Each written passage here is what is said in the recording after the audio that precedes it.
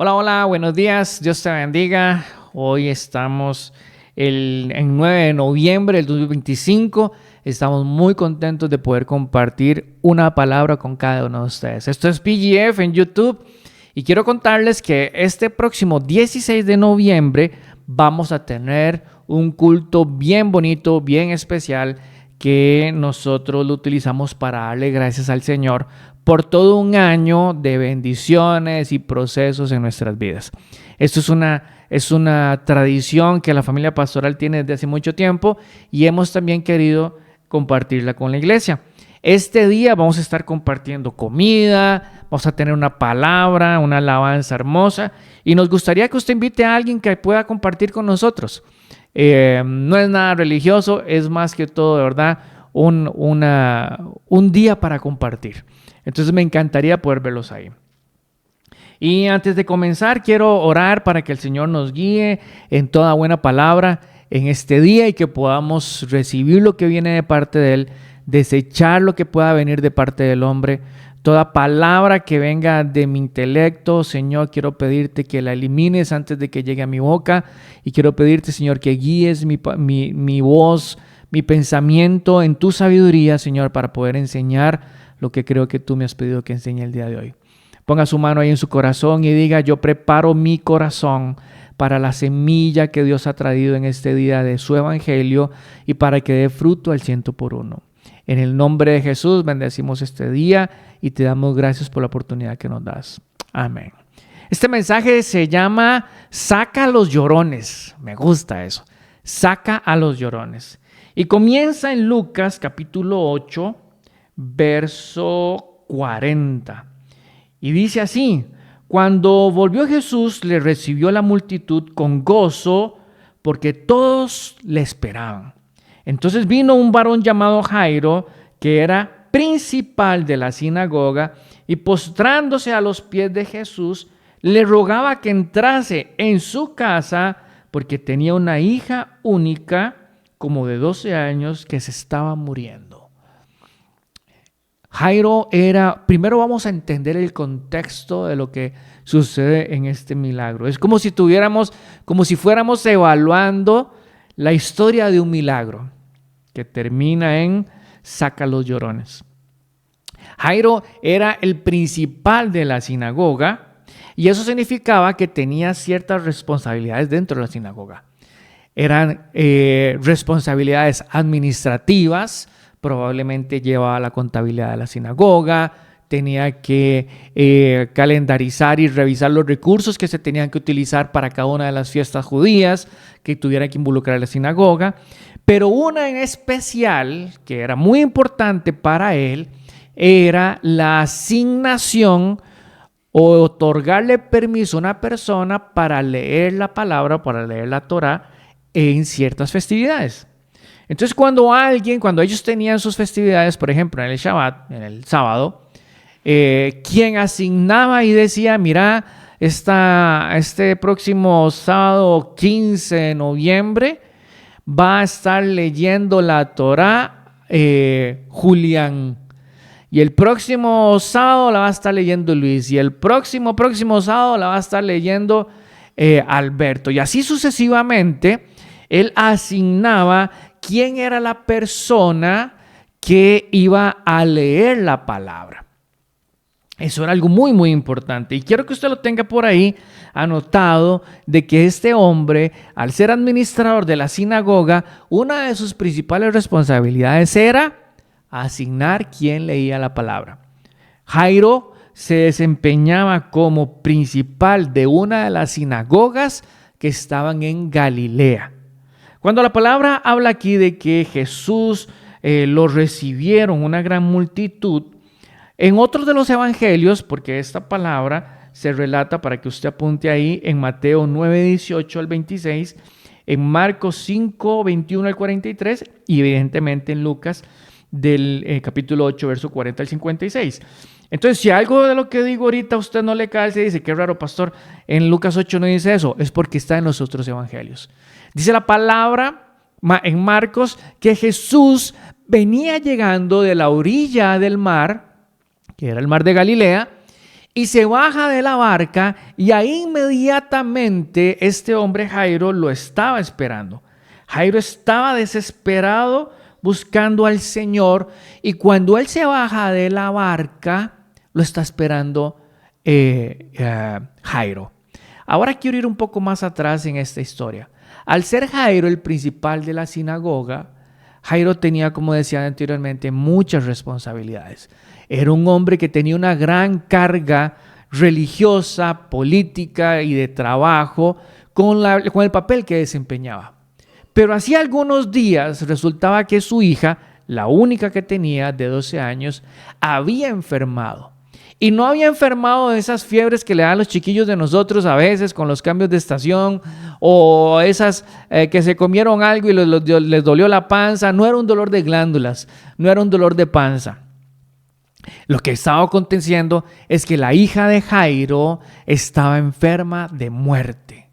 Yo quiero que usted contextualice y que usted pueda ser empático con Jairo en este momento. Jairo era un hombre que estaba dedicado al servicio del Señor, que era un hombre que estaba metido en la iglesia, un hombre que realmente dedicaba su vida al Señor.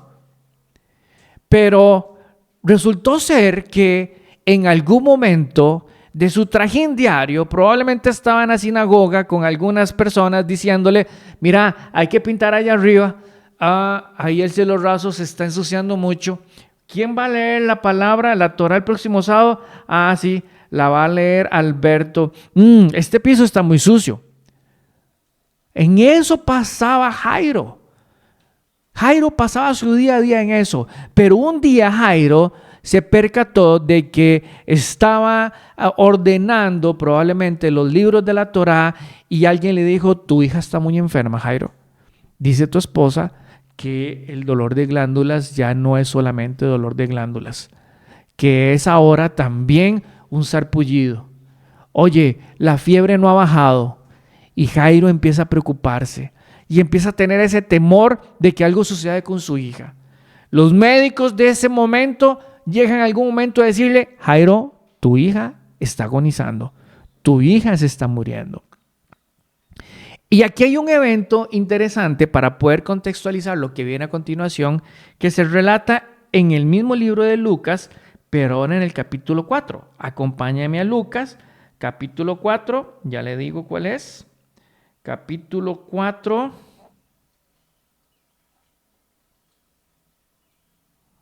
verso 16.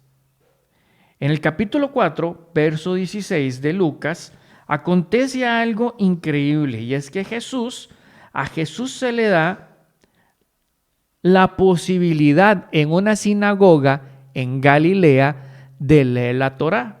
Y dice la palabra, vino a Nazaret donde se había criado, estamos hablando de Jesús, y en el día de reposo entró en la sinagoga, conforme a su costumbre, y se levantó a leer. Y mire lo que dice el verso 17, y se le dio el libro del profeta Isaías. Esa persona que le da el libro a Jesús es el principal de la sinagoga.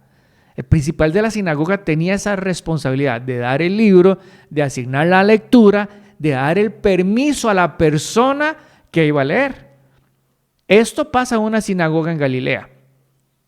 Se le dio el libro del profeta Isaías y habiendo abierto el libro, halló el lugar en donde estaba escrito, el Espíritu del Señor está sobre mí. Por cuanto me ha ungido para dar buenas nuevas a los pobres, me ha enviado a sanar a los quebrantados de corazón. Esto era una palabra que hablaba del Mesías. Y cuando Jesús termina de hablar de esto, se arma un gran alboroto dentro de la sinagoga, porque en el lugar ese conocían a Jesús y sabían de dónde venía. Y los judíos que no aceptaban a Jesús como el Mesías empezaron a decir, pero este es el hijo de María. El papá de él es carpintero. Pues yo conozco a este muchacho. ¿Cómo va a decir que él es el hijo de Dios, que es el Mesías? Y dice la palabra en el verso 28. Al oír estas cosas, todos en la sinagoga se llenaron de ira. Todos se llenaron de ira.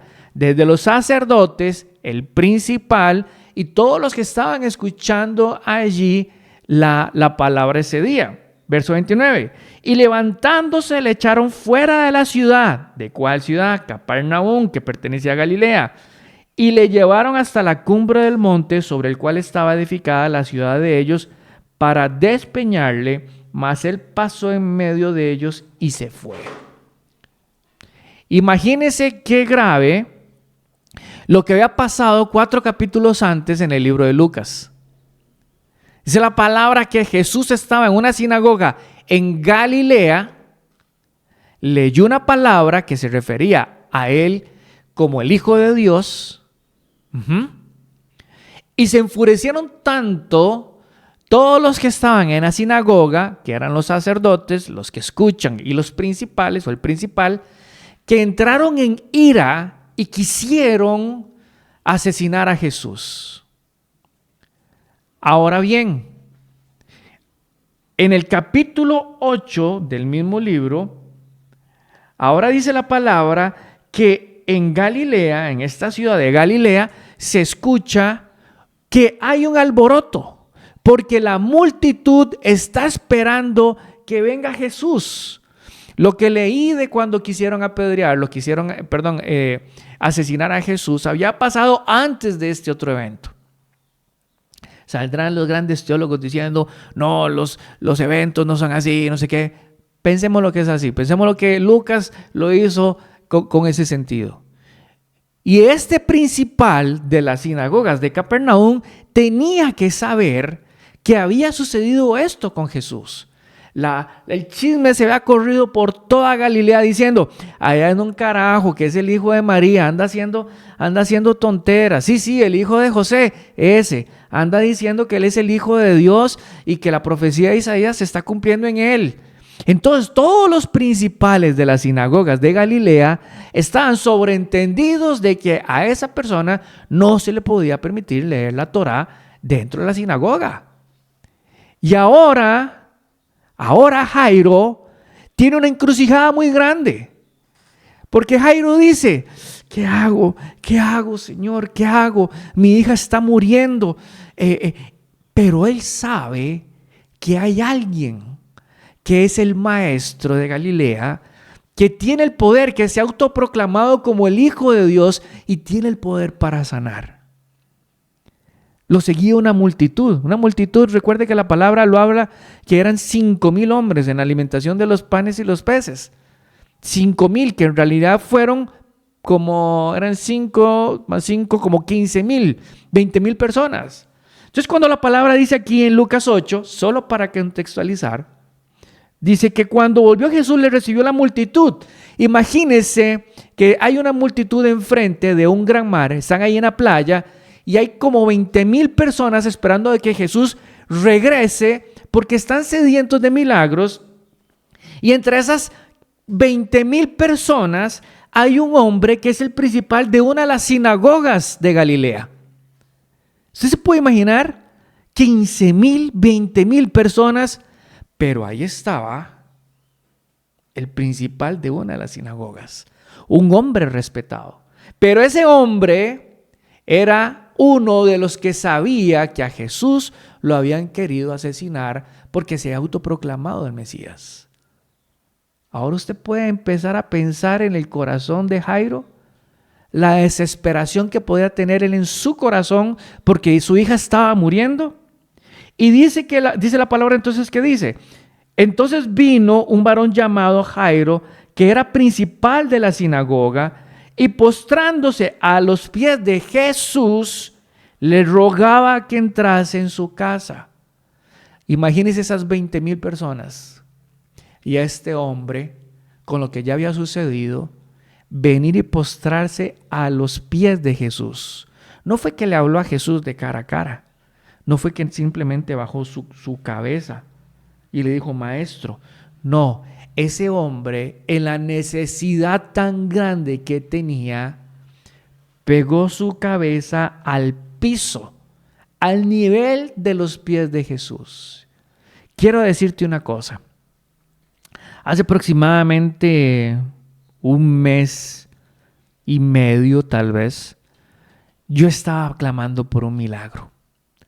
Realmente estaba clamando por un milagro. necesitaba un milagro.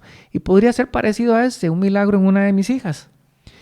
Y mi corazón estaba tan, yo no sé si esa palabra es cierta, pero me gusta a veces usarla, estaba tan compungido, estaba tan angustiado por esa situación con una de mis hijas, que tuve que entrar a mi oficina aquí en mi casa y tuve que postrarme y poner mi cabeza en el piso y clamar al cielo por este milagro que necesitaba con una de mis hijas.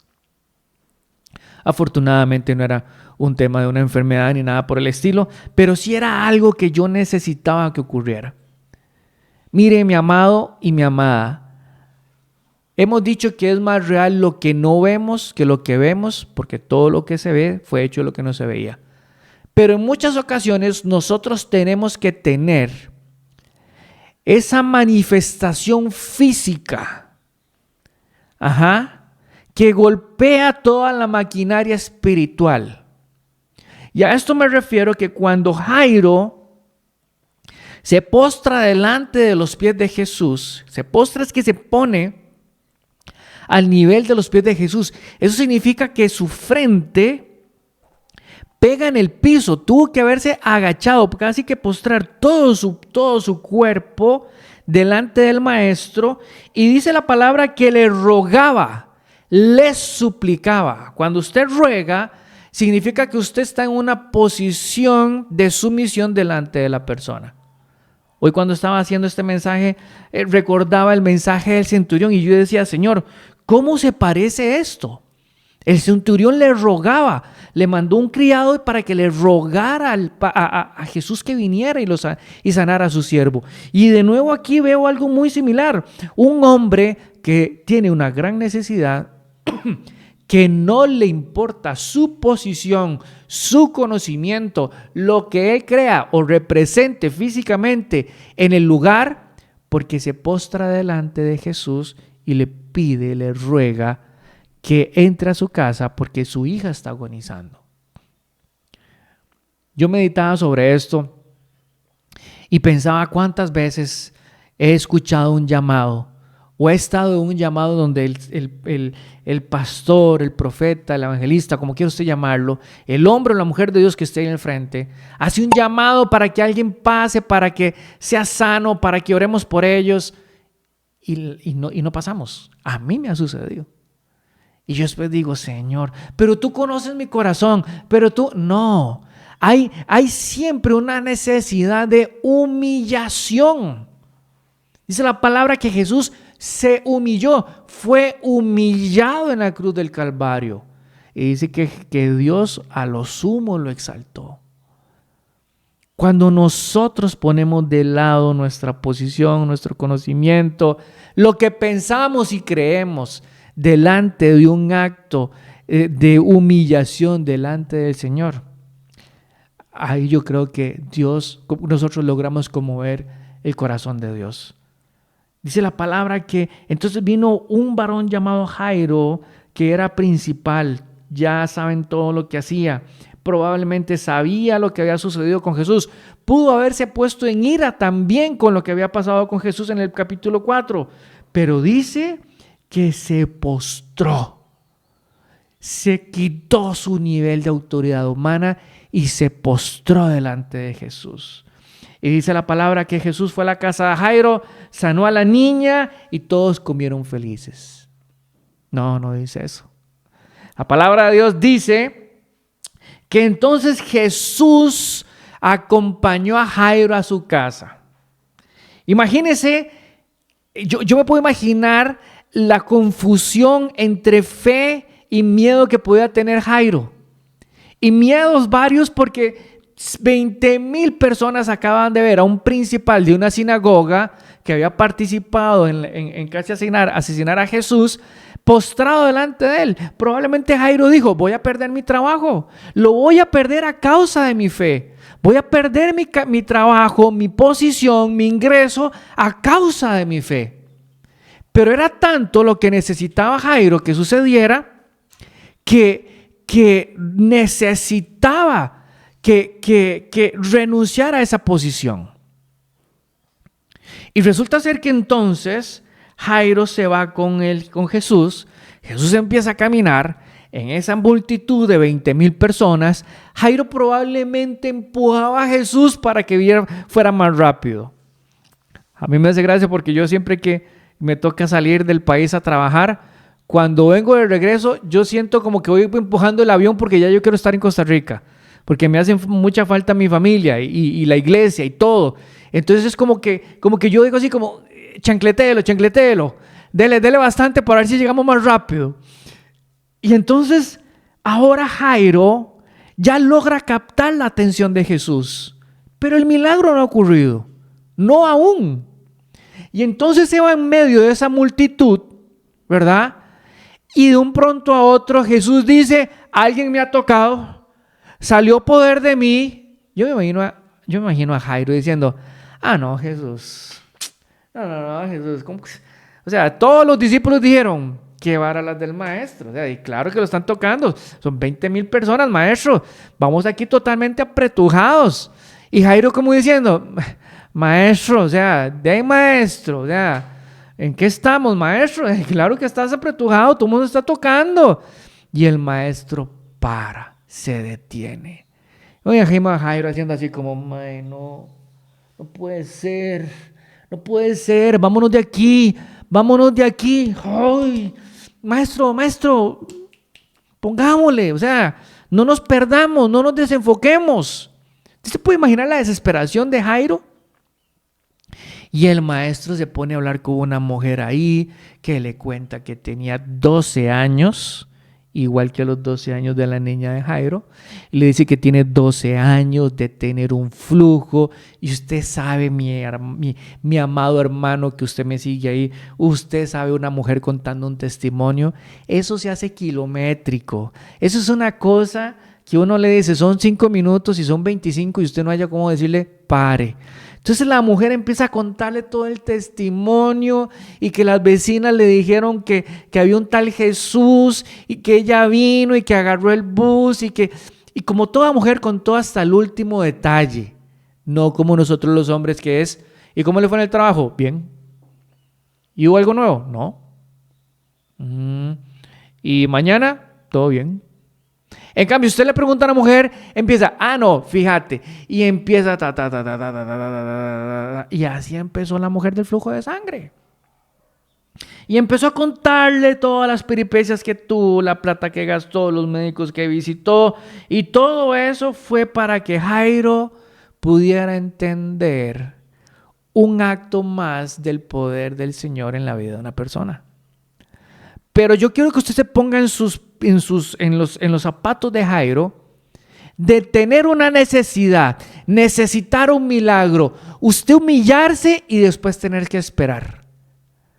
Y tal vez ver que a alguien más le pasa el milagro. Y usted hace como, pongámosle que se me están quemando los frijoles. Y cuando sucede este milagro de la mujer del flujo de sangre, llega alguien y le dice a Jairo, mejor no sigas molestando al padre, no sigas molestando al maestro, porque resulta ser que tu hija ya se murió, ya está tiesa, ya falleció, ya descansó, entonces mejor, ¿sabes qué? Decirle al maestro que no, que muchas gracias, que todo bien, pura vida, quedamos hasta aquí, nos vemos, muchas gracias, oye. Yo supongo que Jairo pudo tener una reacción de decir, por esta vieja del flujo de sangre no llegamos a tiempo. Porque probablemente no era tan espiritual como usted, no como yo sí hubiera dicho, esta vieja se me atravesó en el milagro mío. Pero probablemente usted es una persona súper espiritual que hubiera dicho, ay, sí, bueno, la cuota de milagros de Jesús se gastó con la señora, mañana recargamos y mañana tal vez sí, ¿verdad? La cuota de recarga se perdió en la señora. Y inmediatamente que este incircunciso filisteo viene y le empieza a decir a Jairo, decirle al maestro que mejor no, que ya murió, que muchas gracias por atrasarse. Jesús en medio de esas 20,000 personas y Jairo pegado como una ventosa a Jesús, porque la palabra dice que Jesús se vuelve y le dice, Jesús escuchó lo que vino a decirle el chismoso. Jesús escuchó. No se va a poder. Ya usted oró, pero no se va a dar el milagro. Ay, qué pecado. Sí, yo lo veo con tanta fe, la veo con tanta fe, pero ¿y si no llega? Entonces, Jesús escuchó el chismoso ese. Y dice la palabra que Jesús se vuelve a Jairo y le dice: mijo, tranquilo, usted solo crea. Lo volvió a ver así a los ojos y le dijo: mijo, tranquilo, usted crea. El sanador está en la casa. Dice la palabra que ellos siguieron caminando y llegaron hasta la casa de Jairo. Toda la multitud, porque seguía toda la multitud Jesús, los 20,000 o 15,000 seguían a la multitud, más los apóstoles.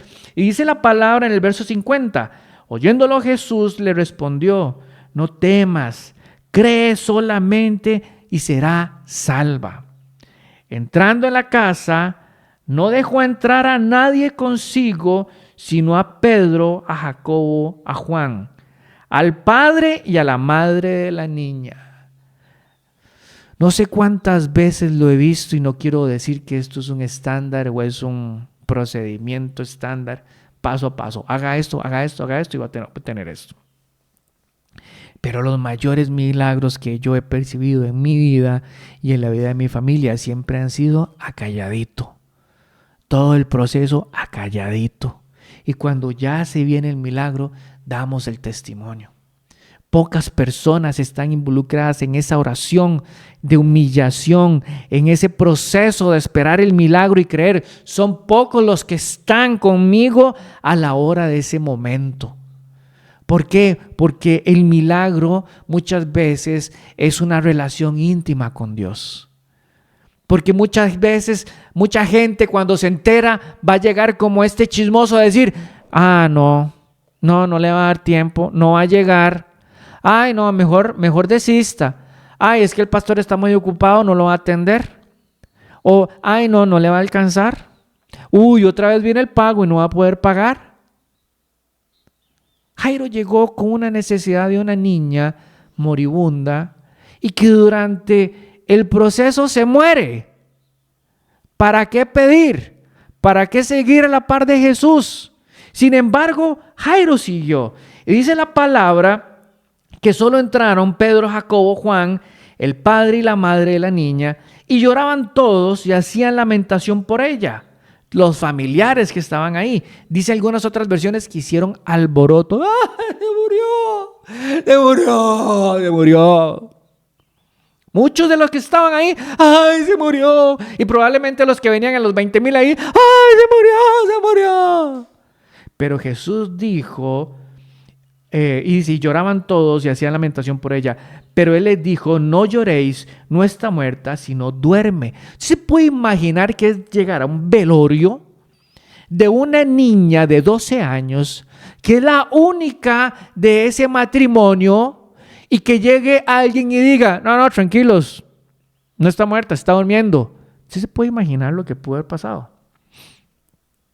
El relajo que se pudo haber armado. El tío borracho que está en todas las velas tratando de volarle trompadas a Jesús porque este desalmado, ¿cómo se le ocurre decir eso? La abuelita que amaba a la niña, probablemente prácticamente desmayada. ¿Quién es este que viene a la casa a decir semejante estupidez? Y esos roles de los que tenemos muchas veces en nuestra vida. ¿Quién es este que viene a decir que vamos a estar bien si estamos mal? ¿Quién es este que me dice que me va a ir bien en el trabajo si me está yendo como un quebrado? ¿Quién es este que trae una solución completamente fuera de tiempo e increíble para algo que ya está muerto? ¿Qué está muerto en tu vida? ¿Qué crees que es inclusive ridículo que Dios pueda resolver? Y se burlaban de él sabiendo que estaba muerta. Mas él, tomándola de la mano, clamó diciendo: muchacha, levántate. Entonces su espíritu volvió e inmediatamente se levantó, y él mandó que se le diese de comer, y sus padres estaban atónitos, pero Jesús les mandó que a nadie le dijesen lo que había sucedido. Hay en otra versión donde dice, en los otros evangelios dice que los mandó a sacar, sacó a todos los llorones de la habitación, A todos los que estaban llorando los mandó a sacar y les dijo: lárguense de aquí, váyanse, sáquenlos, saquen a todos los llorones, porque no era por la fe de ellos, era por la fe de Jairo. ¿Se acuerdan lo que le dijo el Señor a Jairo? Cree, crea. ¿Qué le dijo a la mujer del flujo de sangre en ese mismo capítulo? Por tu fe has sido sanada y después has sido salva, por tu fe. Hay una fe, hermano, hermana, que usted me escucha, que es una fe en lo oculto. Una fe que nos hace postrarnos delante del Señor físicamente y clamar. Y le puedo asegurar que en todos estos procesos siempre va a llegar alguien a decirte: no se puede. Ay, no vas a llegar. No va a salir ese papel que necesitas. En ese juicio te va a ir mal. Tengo el testimonio de una de nuestras hermanas que tenía un tema legal que resolver ahí. Y recuerdo que un domingo que estábamos en culto, terminamos el culto y se me acercó y me contó acerca del proceso. Y le dije: si tiene miedo, compre perro, porque usted va a ir a ese juicio con una protección divina que es la de Jehová de los ejércitos. Y le dije: léase la historia del rey de Israel que iba en total desventaja delante de sus enemigos y alabó y adoró, y sus enemigos se atacaron entre ellos mismos, se mataron entre ellos. Y ya tiempo después me cuenta que fue algo similar, que la persona que estaba del otro lado queriendo hacer daño, ella misma se enredó en sus propios mecates y ella ni siquiera tuvo que decir nada. Mi amado, mi amada, quiero decirte algo. El milagro que necesitas muchas veces lo vas a lograr postrándote delante del Señor, renunciando a todo lo que eres físicamente, a lo que crees, para que el Señor tome control y te diga: cree, solamente cree. Y saca todos aquellos negativos, todos aquellos llorones, todos aquellos que te digan que tu Dios no puede, porque no son dignos de ver el milagro que Dios va a hacer en tu vida. Los bendigo en el nombre de Jesús. Esto fue PGF. Nos vemos el próximo 16 en la Universidad Bíblica Latinoamericana en San Pedro de Montes de Oca, y vamos a dar gracias al Señor por esos milagros que usted va a ir a contar que Dios ha hecho en su vida. Los bendigo en el nombre de Jesús. Chao.